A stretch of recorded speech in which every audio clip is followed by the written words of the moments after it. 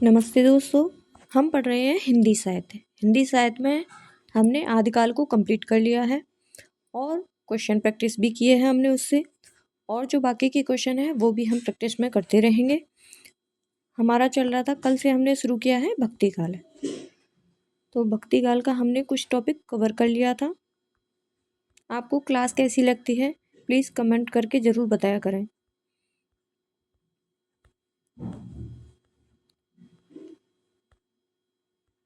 ये यहाँ तक हो गया था, तो आज का जो टॉपिक है वहीं से स्टार्ट करेंगे हम लोग। भक्ति काल हम थे संत काव्य धारा पर, है ना। तो ये आज हम यहाँ से स्टार्ट करेंगे क्लास को अपनी। तो संत काव्य धारा का नामकरण, तो नामकरण कैसे किया गया इसका, किस किस ने क्या क्या नाम दिया था, उसके बारे में पढ़ते हैं। संत काव्य धारा का नामकरण रामचंद्र शुक्ल ने ज्ञानाश्रयी शाखा कहा है, हजारी प्रसाद द्विवेदी ने निर्गुण, राम कुमार वर्मा ने संत काव्य, परशुराम चतुर्वेदी का संत काव्य, गणपति चंद्रगुप्त संत काव्य। संत काव्य के प्रथम कवि के विषय में मत, प्रथम कवि कौन कौन था, इसके विषय में क्या क्या मत किस किस के हैं उसके बारे में देखते हैं। रामचंद्र शुक्ल कबीर को मानते हैं, हजारी प्रसाद द्विवेदी पहला कवि कबीर को मानते हैं। संत काव्य धारा का हम पढ़ रहे हैं। राम कुमार वर्मा नामदेव को मानते हैं, गणपति चंद्रगुप्त ये भी नामदेव को, राम स्वरूप चतुर्वेदी कबीर ये भी कबीर को मानते हैं। संत काव्य धारा की विशेषताएं, क्या क्या विशेषताएं थी संत काव्य धारा में, वो हम कवर करते हैं। अनिश्चित दार्शनिक आधार, शंकर का अद्वैतवाद, नाथों का हठयोग, सूफियों का तसव्वुफ और वैष्णवों का प्रपत्तिवाद व अहिंसावाद। निर्गुण ब्रह्म के प्रति आस्था, सतगुण का महत्व, शास्त्रों का विरोध, माया का विरोध, आत्मविश्वास की प्रबलता, आडंबरों का विरोध, वर्ण व्यवस्था जाति प्रथा का विरोध, सांप्रदायिकता का विरोध, रहस्यवादी भावनाएं, साधनात्मक व भावनात्मक दोनों। अनेक स्थान व संप्रदाय से संबंधित शब्दावली के कारण सदुगड़ी, ब्रज, राजस्थानी, पंजाबी, अरबी, फारसी आदि भाषाओं के शब्दों के मेल के कारण पंचमेल खिचड़ी कहा गया इनकी भाषा को।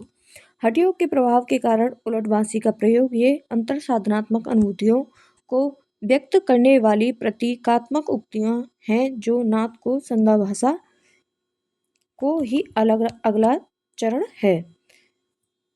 संत काव्य धारा के प्रमुख कवि और उनकी रचनाएं, संत काव्य धारा में कौन कौन से प्रमुख कवि थे और उनकी रचनाएं क्या क्या थी उनके बारे में थोड़ा देखते हैं। नामदेव 1335 से 1215, रचना इनकी है अभंग। हिंदी में भक्ति साहित्य की परंपरा का प्रवर्तन नामदेव ने किया। ये महाराष्ट्र में 12 वग्गी संप्रदाय से संबंधित है। हिंदी भक्ति साहित्य का आरंभ सामंतः नामदेव से माना जाता है। इन्होंने सगुण व निर्गुण दोनों धाराओं में रचना की। सगुण पदों की भाषा ब्रज या परंपरागत काव्य भाषा है तथा निर्गुण वाणी की भाषा नाथपंथियों द्वारा ग्रहित खड़ी बोली या सदुकड़ी भाषा। ये जाति के दर्जी थे, इनका संबंध वारकरी संप्रदाय से था।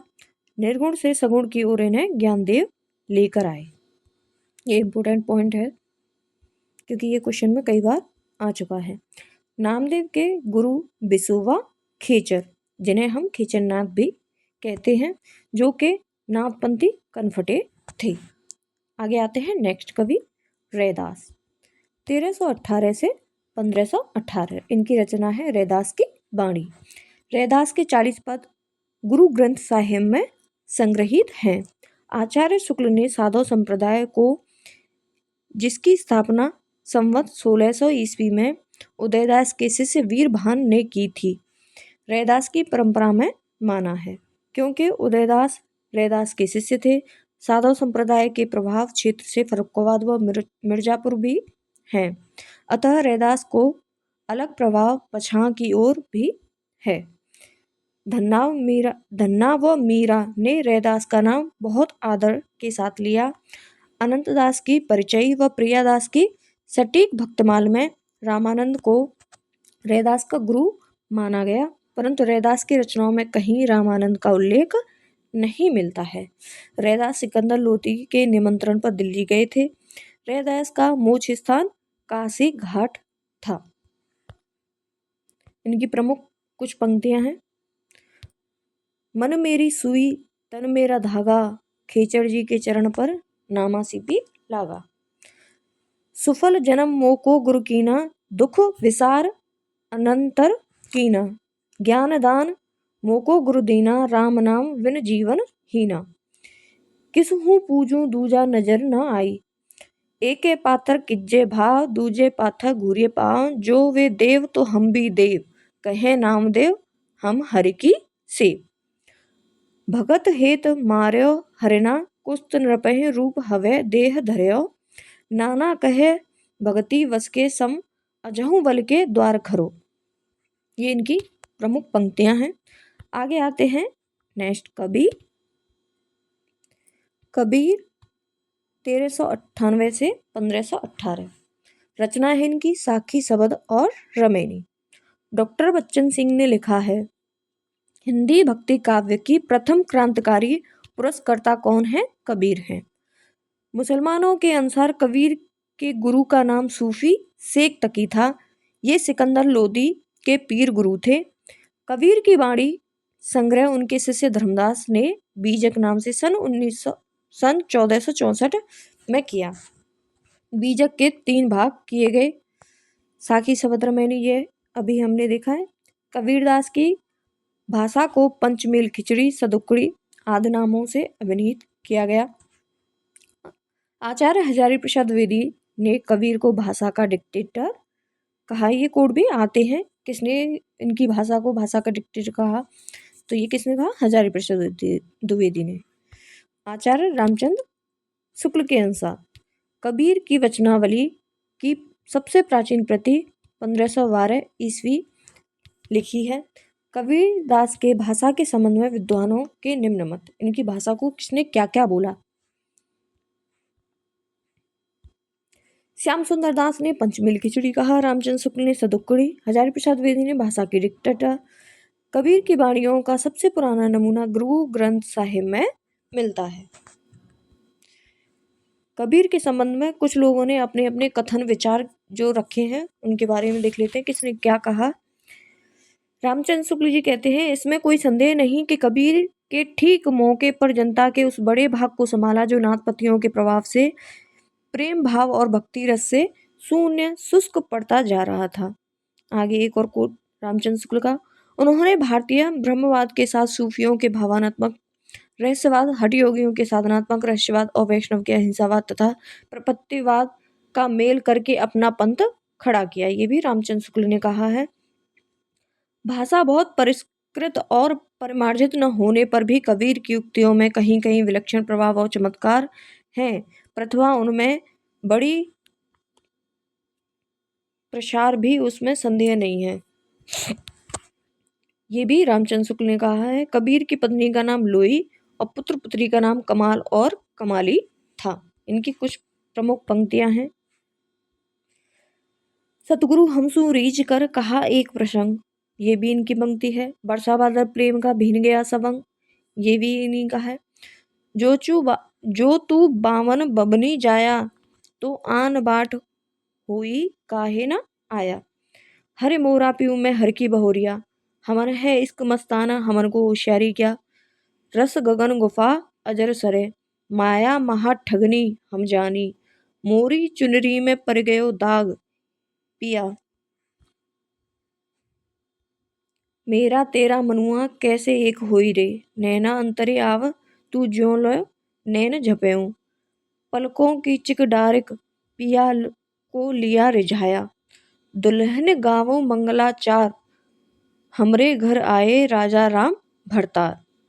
घूंघट के पट खोल बहुरिया, संतों आई ज्ञान की आंधी। तलफे बिन बालम मोर जिया, सूर समाना चंद में दूं किया एक घर एक। मन का चिंता तब भया कछु पुरविला लेख। जीवन जोवन राजपद अविचल रहे न कोय। जो दिन जाय सत्संग में जीवन का फल सोए। कोटि जतन प्रबोधिए काग हंस न होए। द्रुवल को न सताइए जाकी मोटी हाय। बोया पेड़ बबूल का आम कहाँ ते खाए। बिन पानी साबुन बिना निर्मल करे सुभाए। ये भी इन्हीं की है। पोथी पढ़ पढ़ जगमुआ पंडित हुआ न कोय। संस्कीरत है कूप जल भाका बहता नीर। निंदक नियरे राखिए आंगन कुटी छवाए। बिन पानी साबुन बिना निर्मल करे सुभाए। आगे आते हैं धर्मदास। धर्मदास इनकी रचना है अमर सुख और निधान। धर्मदास का मथुरा से लौटते समय कबीर से साक्षात्कार हुआ। ये कबीर के प्रधान शिष्यों में से एक हो गए थे। संवत 1575 में कबीर की मृत्यु के बाद गद्दी इन्हीं को मिली थी। धर्मदास की कविता में पूर्वी भाषा का ही व्यवहार मिलता है। धर्मदास की कुछ पंक्तियां हैं, एक दो ही है, इनकी ज्यादा नहीं है। जो प्रमुख है वो पंक्तियां हैं यहाँ पर, कोई जो पूरी रचना है इनकी नहीं दी गई हैं डिटेल से। कुछ पंक्तियां जो प्रमुख एग्जाम में पूछी जाती हैं वही पंक्तियां यहाँ पर प्रमुख जो सभी लेखकों की हैं वो यहाँ पर राइट की गई हैं। वर्णों में साहिब तुमरे चरना संतन सुखलायक दायक प्रभु दुख हरना। झर लागो महलिया गगन गहराए मितऊ मंडहिया सुन करे गेले। आगे आते हैं गुरु नानक 1469 से 1538। रचना इनकी है जपजी, नसीहतनामा, आसादी, वार, रहरास और सोहिला। ये सिख धर्म के प्रवर्तक थे, इसी कारण इन्हें आदि गुरु की संज्ञा दी गई। इनके माता पिता का नाम तृप्ता देवी और कालूराम था। इनके भक्ति भावपूर्ण भजनों का संग्रह नत्र 1661 में साहिब में किया गया। गुरु ग्रंथ इन्होंने पंजाबी, फारसी, बहुल पंजाबी तथा हिंदी, ब्रज व खड़ी में रचना की। अधिकांश साहित्य पंजाबी में है, परंतु ब्रज की शब्दावली का भी प्रयोग किया। आदि ग्रंथ गुरु ग्रंथ साहिब के अंतर्गत महला नामक प्रकरण इनकी वाणी संकलित है। शब्द व श्लोक ये इनकी भाषा है में लिखते थे। ऐसे इनकी प्रमुख पंक्तियां, इस दमदा मैनू की वे भरोसा। आया आया ना आया ना आया। संसार रहनदा सुपना कहीं देखा ना ही दिखाया। जो नर दुख में दुख ना ही माने सुख सने। और भय नहीं जाके कंचन माती जाने। जिन सिर सोहत पटिया मांगी पाए संधूर। ते सिर काती मुनि अहे गलविद आपे धूल। ये यहाँ संत काव्य धारा का लास्ट पॉइंट है। आगे से हम स्टार्ट करेंगे नेक्स्ट वीडियो में। तो ये क्लास आज की यहीं समाप्त होती है। Thank you.